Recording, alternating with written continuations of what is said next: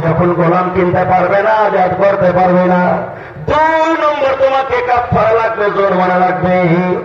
শাহরাইনে মুতাতাবিআইন 2 মাস এক টানাতে তোমাকে রোজা রাখতে হবে। এক লাগাতার 2টা মাস তোমাকে রোজা রাখতে হবে, 60টা রোজা করতে হবে। বলছেন নবী গো, এটাও আমি পারবো না করতে, আমার শক্তি নেই।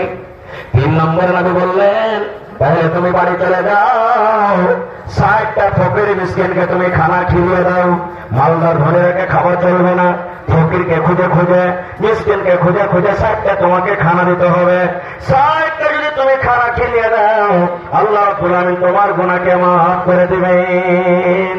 বলছেন নবীজি, এটাও আমি পারবো না, আমি গরিব মানুষ, নিজেরই পেটে দানা নেই, তো 60টা ফকিরকে আমি কেন করে খানা দিব? এই গল্প সল্প করতে আছে।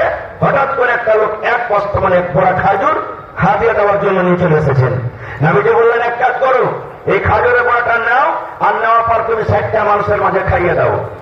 যাও, 60টা ফকির মিসকিনকে তুমি খাজুর কটা তুমি দিয়ে দাও। এবার সে সাহাবী কি বলছেন জানেন?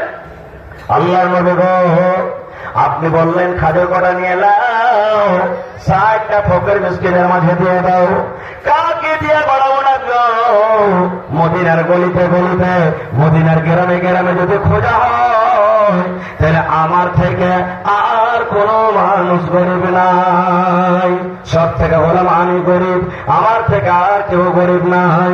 যখন কথাটা শোনা, নবীজি একটু মুচকে মাসি তাবাসসুম হাসি দিয়ে দিলেন। তারপরে বললেন, হে আমার সাহাবীরে, যাও যাও যাও, তোমার ছেলে মেয়ে কেনে তুমি খাজুর খায় নাও। বলার উদ্দেশ্য সঠিক, গোলামের জামানাতে পাওয়া যায় না, গোলাম নেই আমাদের জামানাতে। 2 নম্বর, রোজা রাখতে হবে 2 মাসের, আর না হলে 60টা মিসকিন ফকিরকে খানা দিতে হবে। এই দুটার মধ্যে একটা কাফারা আদায় করতে হবে, আর পরে রোজাটাকে রাখতে হবে। তাহলে আল্লাহ তাবারক ওয়া তাআলা এই গুনাহটাকে মাফ করবেন। আর ইয়াতে মাত্র 1 মিনিট হাদিস বলে দিই, তারপর আমি ইনশাআল্লাহ অন্যদিকে চলে যাব। রোজা করলেন, সন্ধ্যাবেলাতে ইফতার করতে বসতে হবে। কত মানুষ আছে জানেন? দোকানে বসে আছে, এই কাম করছে, ওই কাম করছে, ওই কাম করছে, আর হড়বড় হড়বড় হড়বড় করে যখন আজান হয়ে গেল তখন রোজা করতে বসবে। এটা তারিখের সহি নেই।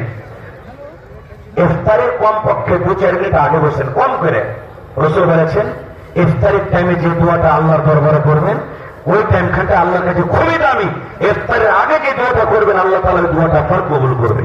এই জন্য একটু আগে বসবেন। রাসূল বলেছেন, বিভিন্ন রকমের খানা তোমার আগে দিকে আছে। যেমন এই জামানাতে কিশমিশ আছে, আঙ্গুর আছে, পাপিতা আছে, হ্যাঁ, তারপরে শসা আছে, আম আছে, মুড়ি আছে, চানা আছে, বিভিন্ন রকমের খানা আছে। কোনটা আগে খেতে হবে? নবীজি আমার বলেছেন, হে আমার উম্মত, তুমি শুনে নাও, তোমার সামনে বিভিন্ন রকমের থালাতে খানা আছে, কিন্তু যখন তুমি ইফতার করবে, বিসমিল্লাহ বলে তোমাকে ইফতার করতে হবে।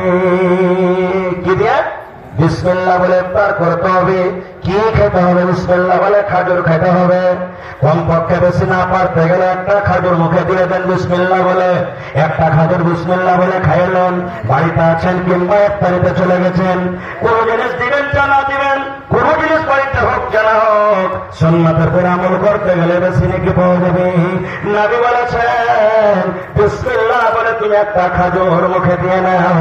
তারপরে খাজুরটা খাওয়ার পর তোমার যে বাড়িতে শরবত আছে, তোমার বাড়িতে ঠান্ডা আছে, কিংবা তোমার বাড়িতে পানি আছে, ওই পানিকে তুমি পান করো। দিয়ে নবী বলেছেন, এই দোয়াটা তুমি পড়ো, যাহাবাজ জামাও ওয়া বিতাল্লাতিল উরুকু ওয়া সাবাতাল আজরু ইনশাআল্লাহ। প্রথমে বিসমিল্লাহ বলে খাজুরটা খাওয়ার পর পানি খেয়ে নিলেন। দিয়া তখন এই দোয়াটা বলবেন, যাহাবাজ জামাউ ওয়া বিতাল্লাতিল উরুকু ওয়া সাবাতাল আজরু ইনশাআল্লাহ। এবার বলবেন, মাওলানা খাজুর তো নাই, মাওলানা উড়ে গেছে হঠাৎ করে, মামাকে ঘুরতে হবে, পানি পাঠাতে গেছে, খাজুর দিয়ে পাঠাবে, অন্য অন্য জিনিস দিয়ে পাঠাচ্ছে, মা বাড়ি দিয়েছে খাজুর নাই, কি করবো? নবী আমার বলেছেন, যদি তুমি খাজুর না পাও, তোমার তো পানি আছে, সামনে শরবত আছে, বিসমিল্লাহ বলে তুমি এক ঢোক মুখে পানি দিয়ে নাও।